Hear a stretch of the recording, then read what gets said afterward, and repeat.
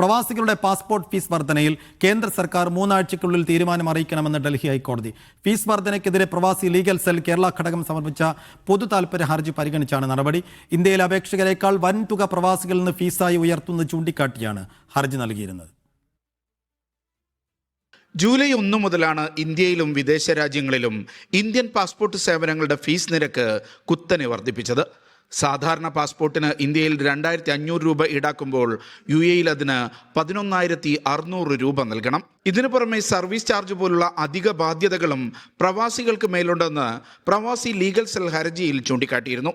ഹർജി തന്നെ നിവേദനമായി പരിഗണിച്ച് ഉചിതമായ തീരുമാനമെടുക്കണമെന്ന് chief justice Devendra Kumar Upadhyaya, justice Tejas Kariya എന്നിവരടങ്ങിയ ഡിവിഷൻ ബെഞ്ച് കേന്ദ്രത്തിന് നിർദ്ദേശം നൽകി. പ്രവാസി തൊഴിലാളികളെ സംബന്ധിച്ചിടത്തോളം പാസ്പോർട്ട് യാത്രാരേഖ മാത്രമല്ല, വിദേശത്ത് നിയമാനുസൃതമായി താമസിക്കാനും ജോലി ചെയ്യാനും വിസ പുതുക്കാനും ഉപജീവനം നടത്താനും പാസ്പോർട്ട് നിർബന്ധമാണ്.